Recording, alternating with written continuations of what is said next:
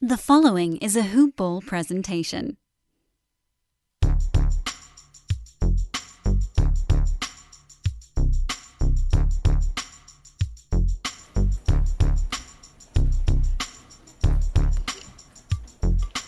Hello and welcome to the Hoop Ball NBA DFS Today podcast. My name is Joe Sarvati, affectionately known as Coach, and I am with one of the DFS sharks of the entire DFS community, Mr. Mike Apotria. How are you, Mike? I think right now, Coach, we're both a little sweaty. We're kind of going into this right now. It's approximately 10 p.m. on the East Coast, so final game of the night is going to start in about half an hour. We both got some players in it, and I'm hoping there's a few of our listeners out there that feel the same way, because a lot of these plays we talked about, Coach, they're looking pretty good. I know, man. I am so fired up. I mean, the guys we talked about and plugged in the early games, even some of the value guys like your Triple J and some people all came through. And now for me in this late game, I've got the three studs, I think, in LeBron, D'Angelo, and Draymond. So if I can get those in, this could be my personal best preseason night of the year. So definitely late night hammer, brother. Oh yeah, we were right on with the Hawks call. These guys are going into or halfway, 9 minutes left in the fourth quarter, and we're looking at DeAndre Hunter, Collins, and Trae Young all playing 23 plus minutes. So that's a plus for us. We had our stars go off, we had our value plays go off, and now we're looking at some of the other games and teams that we didn't want a lot to do with, and that worked out well as well. So it's overall going to be a good night, I think. So looking to keep this momentum going, and tonight we have a very, very similar slate, DraftKings 5 games. So I'm ready to get this going, Coach. Let's do this. I am too, and we're, as our listeners know, we always record this the night before, and this is for tomorrow's slate, which is Thursday, October 17th. It's a 5-game slate, and it locks at 7 Eastern. So we only have 2 more preseason slates, which are unbelievable. So we are winding it down. And before we jump in, we want to thank our presenting sponsor, Fantasy Draft. They are the only rake-free fantasy site in the industry. Jump on fantasydraft.com, sign up with the promo code HoopBall, and get your 7-day free membership with up to $1,000 in rake-free contests. And it's things are getting exciting with Fantasy Draft too, because Tuesday they go live NBA, so we can really start talking Fantasy Draft, salaries and player builds, and they're the only fantasy site also that allows you to play multiple bigs, so you can play 3 centers, 4 centers. You can literally build a lineup a lot of different ways. So excited for that. And then make sure to get on their $300,000 Hooters NFL contest, guaranteed money, rake free on Sunday. So that's it, man. We are ready to rock and roll here. Our first game tomorrow is the Miami Heat at the Orlando Magic, and you have the Miami Heat, sir. All right, let's do this. So with Miami, we saw them do their Justice Winslow point guard lineup last time out. Most of their starters that we saw are the ones that we could pretty much expect on opening night, I believe. So I think that's kind of the taste of what we're going to get as far as a dress rehearsal. I think was last game. I wouldn't expect their starters to get a ton of run. That's just the anticipation I'm going in with. So I'm going to kind of temper my expectations, and not to mention Orlando's defense is not one that we generally want to target as it is. They're very stout defensively. They're very long. They can cause a lot of matchup problems on the defensive end for other teams. So overall, I'm not really interested in too much. If I was going to go anywhere, I'd probably just stick with the front court and play a little Bam, if anything. Tyler Hero's always on the board just because I can't ever forget about him. I like to mention him every time. I know you were hot on him too in the preseason. So he's definitely still in play for me, but he would be a secondary target that I would just be playing in GPPs. I'm so fired up for him. I have him in all my year-long leagues, and I've been just going nuts on him since the summer league. So I'm so happy to see. I mean, he really came into this preseason not in the rotation at all. So the fact that he may start, according to what I read from Spoelstra today, he may start at the 2. So that is phenomenal. I'm excited for him for this season. So that'll be great. But I am not going to go Tyler Hero direction for tomorrow night. I'm going to target Justice Winslow. I think that he'll get a good strong run. He's still trying to drive home his point of starting at the point. He's been pushing for that all along. I think that at worst, he'll split minutes at the point with Dragic and then slide over and play the 3 when Dragic is in there. So I just I think, Winslow's motivated to play well. They'll rotate a decent amount of guys, and he's going to be my target for Miami tomorrow. Hey, no, I don't blame you. I'm a big Winslow believer. I truly believe he's a great point guard. I think that's his best position at the very least. But the one thing I mentioned with this whole team is I'm just worried because we saw last game, Bam played 26 minutes, Butler played 26, Leonard played 28, Winslow played 28, Hero played 25. So we saw a lot of their starters go at a deep rotation, whereas we look at the guys on the cusp. Your Devon Reed, Chris Silva, Kenzie Akpala, 6, 7, 8 minutes. So Kendrick Nunn, 14 minutes. Those are the guys I would anticipate seeing just a little bit extra run, and that's going to come at, I believe, the starters' expense. So I agree, and that's why I'm not going deep on Miami tomorrow at all. I did see that Kendrick Nunn is trying to make the team. I guess if he gets an extended run, if you really need a value play, you can do that. It was funny. I've been talking and preaching, don't worry about salary, and I haven't the entire preseason. Tonight's lineup, though, when I turned it in, I used every nickel. Actually had, because you had the Hardens, LeBrons, and all Drummonds and all these guys on the same slate, I used all my money. Yeah, I was in the same boat, and it's all going to be dependent on your slate, and you're going to see that later on in the year. And when there's a lot of stars on the slate, a lot of people are going to be more inclined to play like a stars and scrub lineup. So you're going to see less people have salary on the board, whereas if they were to go a little bit more in the direction of kind of a fair and balanced lineup, where you can leave 6 or 500 on the board and feel perfectly okay with that. I'm with you, and I still think these last 2 nights, you're going to see a lot of scratches, and we're probably going to be in that no salary stress, or at least close to it, these last 2 nights. And then, then the reality of squeezing out every penny starts on opening night, because, you want to play all the stars and you can't. So it's, it'll be a different world here pretty soon. But all right, on the Orlando side of the ball, Fournier looks like he's questionable. I don't believe he's going to play, and if he does, I can't imagine him being very effective. He's had a little bit of an injury-plagued preseason here, and I think they're trying to get him freshened up. I've been playing Jonathan Isaac pretty consistently. I like him, especially in the fact that Miami's, I think, like we said, are going to rotate a lot of guys. So I have no problem plugging Isaac in. He's fairly priced as well. And then, I think they'll play Vuk and Bamba and Gordon. And I don't see any of those guys listed as resting right now. So I'll probably just look at Isaac for usually the weakest position of small forward, and then go from there.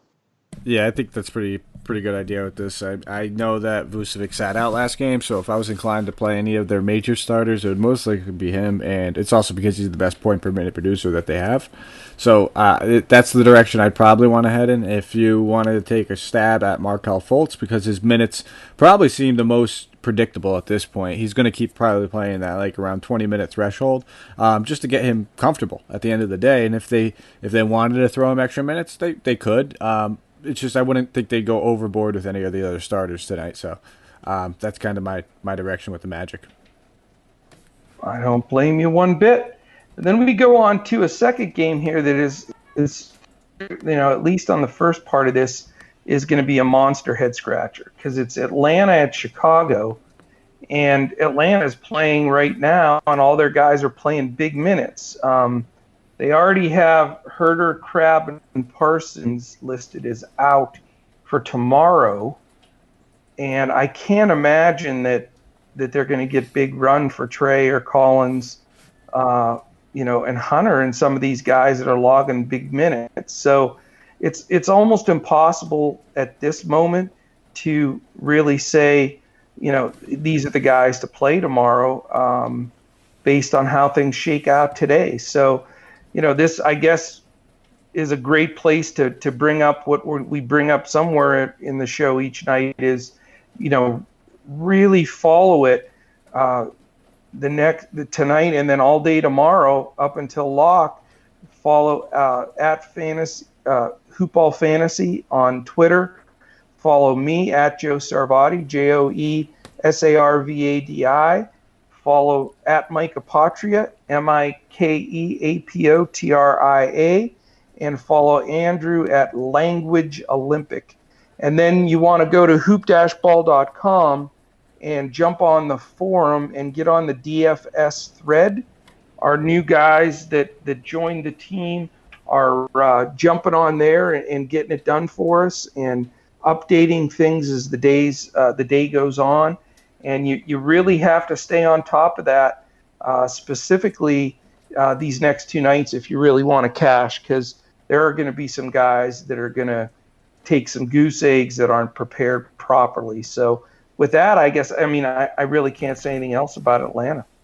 Yeah, no, I feel the same way about them. I know that there is going to be some value available. I have a good feeling we're going to see some of these guys just sit out. Like we talked about, they were expecting this to be like the last major hurrah for the starters during the preseason, so it wouldn't shock me to see most of the guys sit out. The ones I would expect to play would probably be Hunter, Reddish, the rookies, the young guys.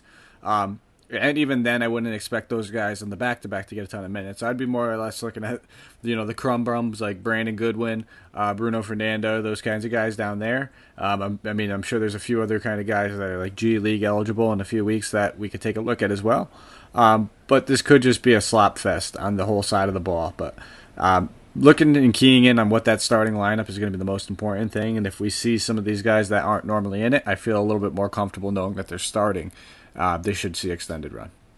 Yeah, and with a 5-game slate, we may not even have to dig into that garbage, No, and that's another good point you bring up, and don't go overboard. And you can kind of see I made that mistake the other night when we were talking about it with the Celtics with all those injuries, and I played a good amount of them. When in reality, the best thing to do was only to target 2. I had almost 3 in every lineup. I had Grant Williams, Robert Williams. And I believe I had now it's slipping my mind. Edwards. Carson Edwards as well.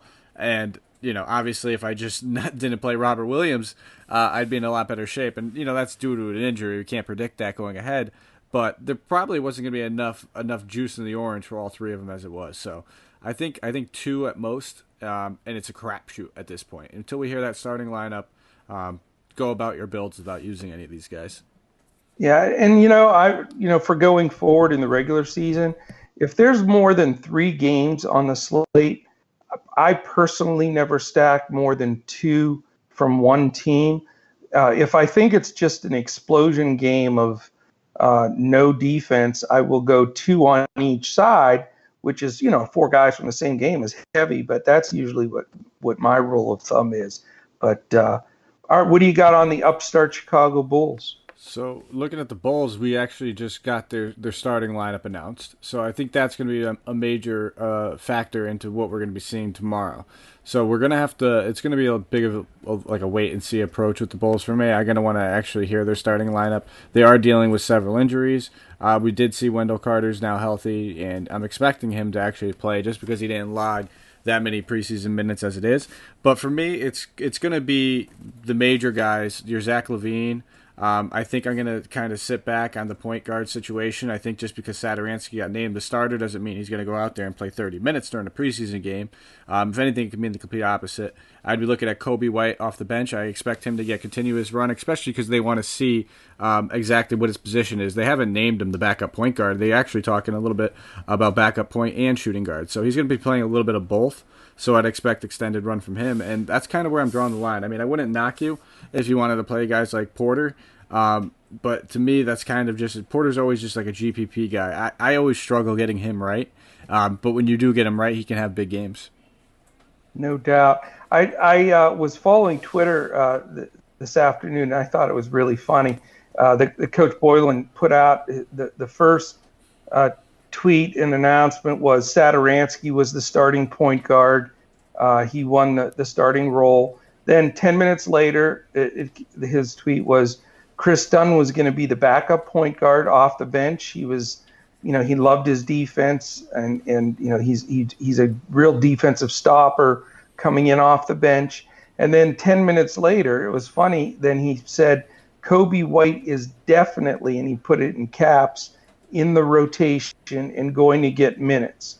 So what that tells me, I like Satoransky and White especially, but I can't see myself touching that situation with a 10-foot pole for quite some time, because it may be great for the Bulls, but I don't want, a 19-minute Satoransky, an 18-minute Dunn, and a 19-minute Kobe White. I mean, that's not going to get it done for you, even if they're mixing some two in there for some of those guys. So that's going to be, a fade and see for me for quite some time.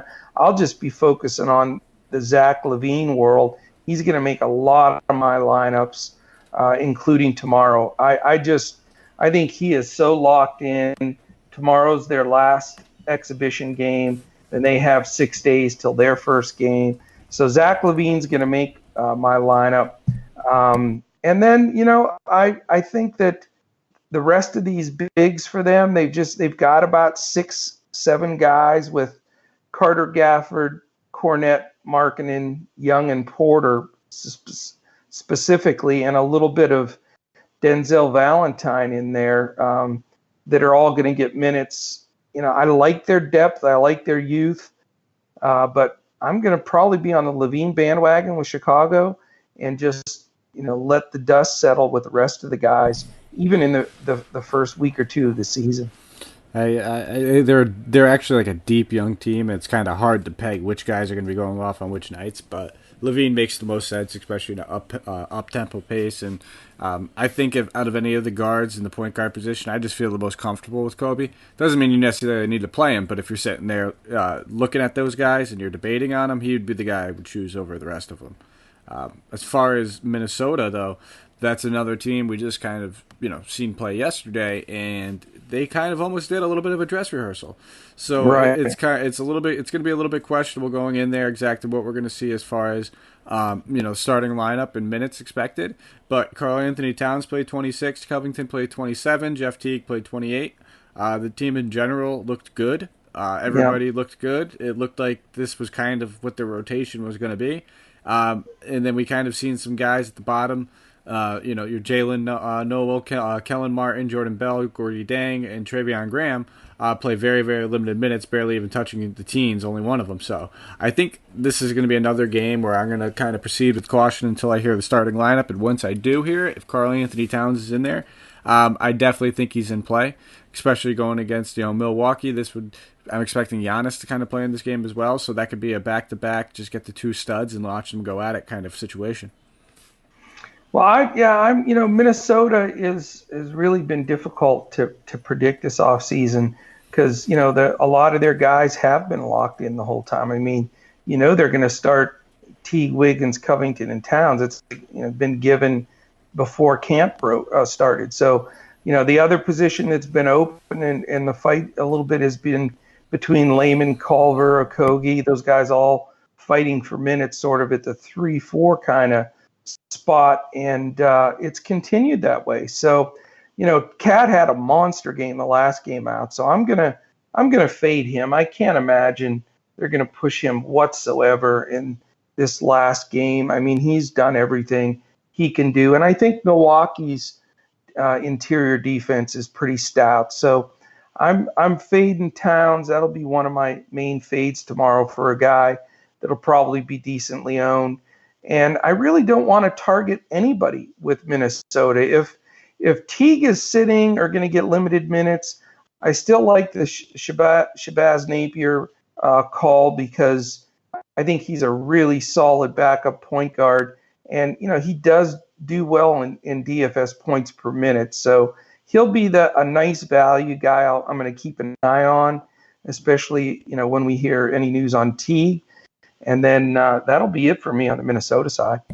I don't blame you. I guess we could slide it over to Milwaukee, and it's pretty simple for me if I'm playing anybody on Milwaukee. It's pretty much just going to be Giannis. I'm obviously Eric Bledsoe is expected to miss again. And if that happens, we'll probably see George Hill sliding in the starting point. If they decide that they want to rest guys, and we hear George Hill is sitting, I think that frees up Frank Mason as well. Yeah, they have DiVincenzo has been getting decent minutes there too, so it makes it a little bit tough. Giannis is almost to the point of plug and play, just like Harden. I mean, if he's going to play, you just put him in there. I mean, you almost don't have a choice because he's so incredibly productive. You don't want to sacrifice, 40 fantasy points or 50 fantasy points that he puts up in 20, 25 minutes. So Giannis, if he's going to play, and I don't read any crazy minutes restrictions, I'll fire him up. And that's all for me for Milwaukee. With Bledsoe out, like I say, there's just been too much rotation at that point spot for me to feel comfortable to force somebody in on a 5-game slate. So, all right, 3 games down, 2 to go. So we will just throw in there just real quickly again, thanking our sponsors, our home base Hoop Ball. Make sure to go to hoop-ball.com, jump on the forums, get involved there. We've got everything going from A to Z and Z to A in NBA basketball there. Of course, the presenting sponsor, Fantasy Draft, fantasydraft.com, promo code HoopBall. Keep supporting them. They have some phenomenal contests on opening night on Tuesday. Start getting ready for that whole run. It's going to be awesome. And, to show support from our sponsors, when you're catching our podcast, whether it's on the way to work, lunch, breaks, whatever it is that you're listening in, once you've listened to the show, you can find us everywhere podcasts are found. So whether it be iTunes, Google Play, Stitcher, Podbean, iHeart, Spotify, YouTube, anywhere across the board, take a second if you would, rate, review, subscribe, hit the 5 stars, give us some thumbs up, specifically on YouTube, give us a couple of positive comments on iTunes. All of that stuff makes a huge difference for us and our sponsor, and it helps us continue to bring forward what I believe is the best 7-day DFS content on the planet. And so we want to keep that momentum and keep that going. So we appreciate that, and we jump to Game 4, Portland at Denver. Portland Trail Blazers, Mr. Apotria. Yeah, this is going to be pretty simple for me. Don't play any of their starters. They're going to be on a back-to-back. Right now they're playing in Utah. We're looking at the third quarter right now. There's 7 minutes, 15 seconds left. All their starters are currently, right around the 20-minute mark. I'm sorry, they're important starters. So Lillard and McCollum have both played 21 minutes each. Hood played 20, Collins played 19, Whiteside at 16, and that's just about a little bit more halfway through the game. So I'm good with playing any of those guys because they're traveling into Denver tomorrow. So it's the two worst places you could travel into due to the altitudes. That tends to take a toll on a player's stamina, and being on a back-to-back, it's just mixed all up the wrong way for me. So if anything, I'm going to be looking at the bench guys here. Anthony Simons, Mario Hezonja, Sky Labissiere would be my 3 main targets. I wouldn't be surprised if we hear that all 3 of them are starting tomorrow. We're on the same page, brother. 2 plug-and-plays for me tomorrow are going to be Simons and Hezonja. Those are both guys are going to make my lineup because I think they both could get maybe 30 minutes out there. And Labissiere, came through. He was my big hammer. Scal got it done for me earlier in the preseason. So you can tell we're doing some shows together, buddy, because we're even spitting out the same bench dudes now. It's getting scary, but yeah, I'll use 2 out of those 3 for sure, because I guarantee you're going to hear monster scratches from Portland tomorrow, especially with the hard run that first unit's getting tonight. So I would be more than shocked if they didn't sit like 6 guys tomorrow. So Simon, Hazonia, Labissiere, all in play.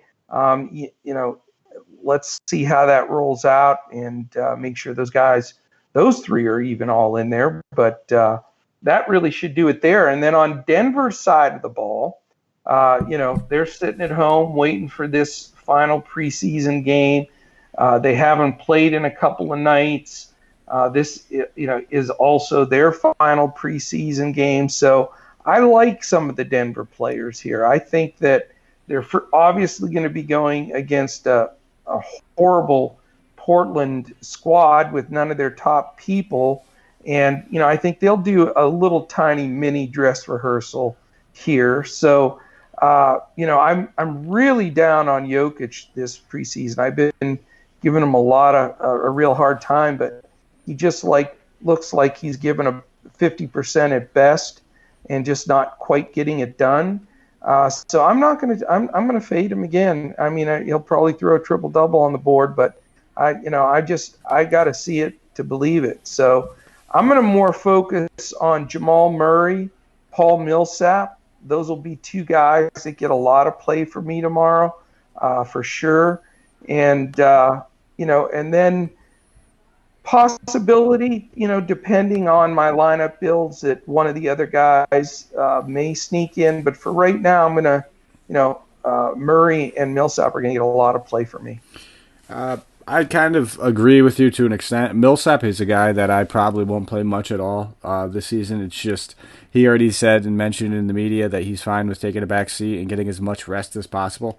I just don't see the reason why he'd even play 30 minutes when he's healthy on a given night, knowing that they brought in guys like Jeremy Grant and they still have Michael Porter Jr., who they're going to want to get extra minutes during the preseason too. So I'm really I'm gonna kind of steer clear of Millsap. Jokic is just another stud on the board, but I just think given that the Trailblazers are pretty much throwing this one away, this is such a deep Nuggets team as it is, that there's not a lot of spots I want to take shots on.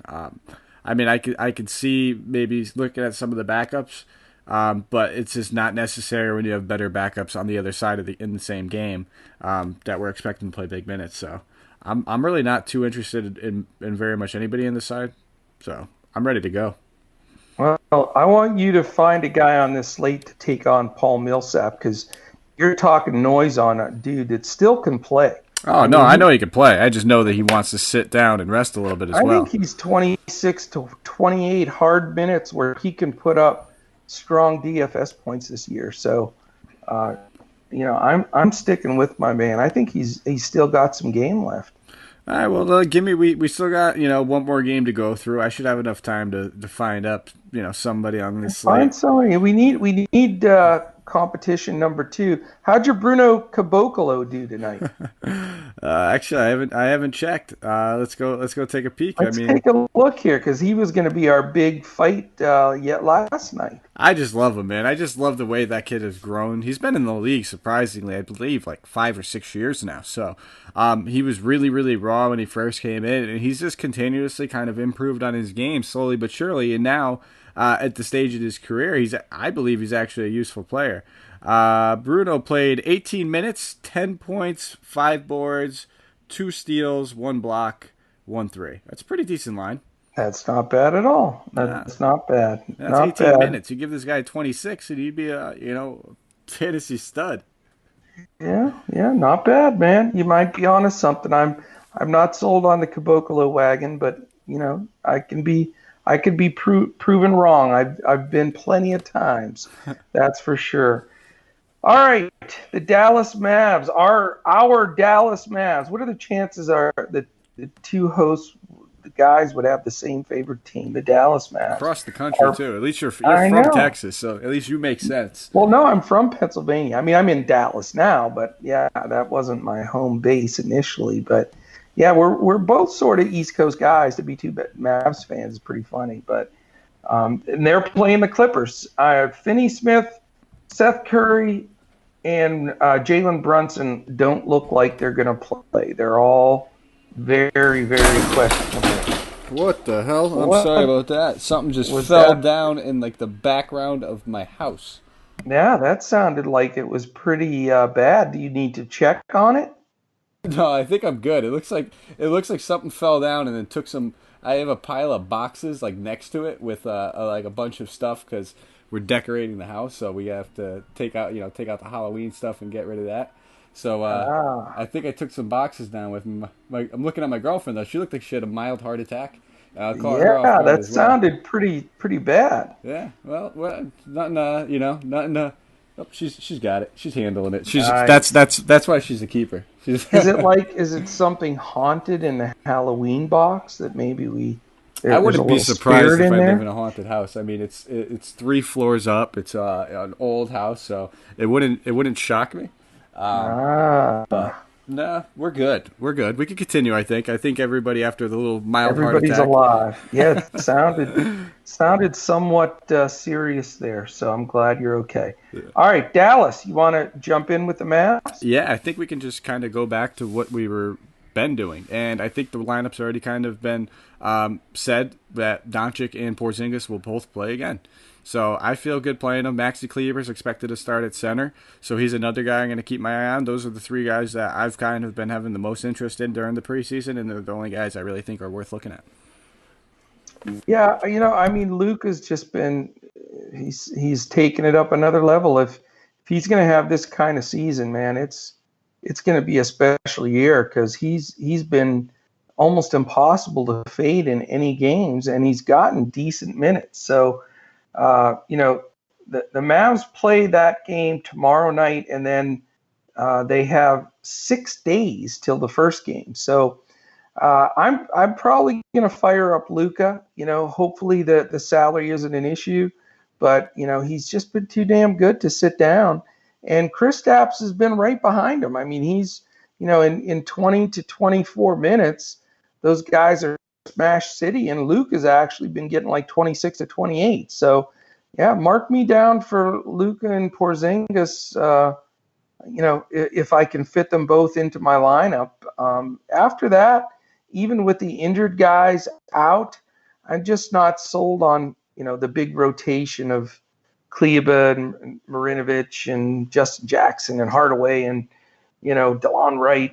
You got a little JJ and all those guys mixing in there. So sticking with the main 2 dudes with Dallas, I think, and then just rolling on. Yeah, I think we're right on the same page as far as the Mavs, and I mean with the Clippers. I don't know about you. I'm not really too interested given the slate and what we have available in other games. Not too much is standing out for me. Just knowing that Kawhi Leonard only played 11 minutes in his one and only preseason appearance so far. I'm not anticipating a Yeah. whole lot from that. So if I honestly hope that he's ruled in. I hope everybody sees that, and then some people get the urge to play him because that's just great for us if ownership goes to him for some reason because we don't want anything to do with him. I'm just automatically assuming you're on the same page. Am I right? Yeah, I mean, right now it's just they're not playing guys any serious minutes at all, and it's just a wild guess to who's going to be in there and who's going to get it done, and I can't feel comfortable unless they rule out 3 or 4 guys on top of their guys that are already out. They've got the Magruders and Georges and Terrence Manns and guys, I guess, out. Now, Man, I have to double check on. I saw that as questionable, but let's see if anybody else, if there are 2 or 3 more ruled out, and we can start talking about, they're a little short at a position, and maybe a Shamet or Montrezl or one of those dudes gets in there. But right now, I'm a pass on the Clippers. All right. I think we just rounded it out with a lot of similar thinking. Looks like I didn't quite find anybody towards those end games to put against your Paul Millsap necessarily. Oh man. I'm looking, but there's just, I mean, he's very underwhelming. I feel like I could almost pick a lot of power forwards and just easily get away with this. But I'm already 0-1, I guess, on the year, so we'll save it till maybe the regular season before. I may just pass on every other contest, stay 1-0, win it, and then you have to wear the chicken suit at NBA All-Star. There was no rule on minimum victories. Yeah, no, you might have found the loophole, but that gives me like what 2-3 months before I can figure out some way to maybe get you to agree to something without even knowing you agree. You could stoke me. It takes like 2 jabs, and I'm game on. You know how that goes. Exactly. So we'll find something. Maybe I'll just bring up. So I'll go against JaVale McGee one night, and that'll be pretty stiff. I know who you'll take on that. So that's a dead loss for you immediately. All right, man. Well, I think we rounded it out. I'm looking forward to this slate. This should be one that I'm not necessarily even looking forward to the slate, Coach. I think we're both on the same page. We were talking about it before. I think I'm looking forward to the regular season just to start and for these slates to be done. They're fun and all. We're making money on them, but I want to get to the regular season. And you're off tomorrow, so you have Friday, Saturday, Sunday, Monday. Oh my God, you can get to know your girlfriend again. She's going to be happy, especially after, I just witnessed her almost have a heart attack, so I should probably go check on her as soon as this is done. You got to do an exorcism and get those ghosts out of there, dude. What the heck? Yeah, no, it could have been the ghost. It could have been, maybe she bumped something. Who knows? I haven't quite got to the bottom of it yet. We'll find out once we get off this. It's the ghost that I sent over of JaVale McGee. Anybody that actually knows me in like real life will know I would take a ghost over a spider any day. I turn into a complete like sissy when it comes to spiders. It's ridiculous. I have like arachnophobia to like the 10th degree, to the point where I call my girlfriend in the room to kill the spiders. I don't do them. I can't. Well, you do realize like probably 50% of the texts and emails I'm going to send you going forward will have some type of spider picture attached to it now. You just opened yourself up for that one. Yeah, no. I've almost built like an immunity to seeing like a couple of the pictures of them because my buddy used to do it to me when he was overseas in the Middle East. He would send me pictures of like these crazy, I think they're called like camel spiders and other stuff. I got scarred from seeing a few of those photos. So I could probably do with a photo, Coach. It's when I see it in person, I freeze up, I get tense, I want to run in the other direction, and I won't go back into the room until I know that spider's gone or dead. I just don't. I can't because then they know too much. They know they smell your fear. I want nothing to do with it. Well, you know what? We need to make sure you get double extermination done there, man. I don't need to drop one over with a heart attack from seeing a big spider. We need you. We need you on the show, dude. Well, that's it. If there's any listeners out there who are also exterminators and could spider-proof my house, I don't think I have a problem with them, but even one's too many for me. So if you have a way to keep all spiders far away from my house, that'll be very helpful, and I'd appreciate that. Beautiful. Well, all right. Anything else DFS-wise? I guess the next time you and I are on will be on Monday night, talking about the opening damn NBA tip. I'm looking forward to it, man. It's going to be... I can't believe it, dude. It's going to be a good time. It feels like it's been a year in preparation and shows and coverage of everything from draft and free agency and summer league. It's like, we're here. It's here. It's right around the corner, so we have plenty of time to prepare as well. So I believe the first opening night is one of those smaller slates. So let's try not to go too wild on it. We're waiting for that nice juicy slate where we can really dig into the value and get some low-owned guys. That's what we're waiting for. That's where we kind of sit there and we dig a little deeper in the pockets on that night. I completely agree, but I guarantee I'm going to be fighting the itchy fingers to get pushing those buttons on opening night. But I'm with you, dude. All right. Well, fantastic. Enjoy the 4 days, and I look forward to getting back with you on Monday, Mike. And for our listeners out there, join Andrew and I tomorrow for we're going to do a 6-game slate tomorrow night for the Friday final preseason card, and then the next time Mike and I are with you is opening night before the night before opening night. So we're ready to roll. So thank you for joining us on Hoopball NBA DFS today. For my man Mike Patria, I'm Coach, and we'll catch you tomorrow when we look to crush it again in DFS. Good night. Take care, guys.